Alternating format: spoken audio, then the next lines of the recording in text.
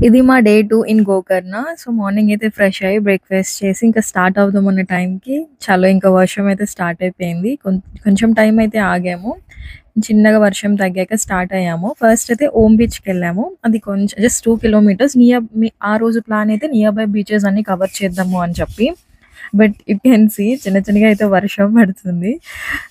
So, first అయితే ఓమ్ బీచ్‌కెళ్ళాము. ఓమ్ బీచ్‌కి కొంచెం ట్రెక్ ఉంటది. But it was really nice. కాకపోతే వెళ్ళాక సడెన్‌గా వర్షం పడిపోయింది. ఇంకా నియర్ బై ఉన్న కెఫేకెళ్ళాము. లైక్ బీచ్ ఇన్ ఫ్రంట్ ఒక కెఫే ఉంటే వెళ్ళాము. సో, అక్కడే ఆల్‌మోస్ట్ 1, 2 అవర్స్ స్టక్ అయిపోయామనమాట. We were enjoying weather and later Om బీచ్‌కి నియర్ బై ఉన్న ఒక బీచ్ కుడ్లే బీచ్ అని ఉంటది. ఈ పాత్ అంతా కుడ్లే బీచ్‌కి వెళ్ళే రూట్.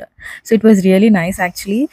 చాలా ఫన్ వచ్చింది. నాకైతే చిన్నప్పుడు మాయాద్వీపంలో ఓంకార్ అన్న చిన్న చిన్న గేమ్స్ పెడతా ఉంటాడు కదా! నాకైతే అలా అనిపించింది వెళ్తున్న వే అయితే. అప్పటికి బ్యాటరీస్ అన్నీ డెడ్ అయిపోయినాయి.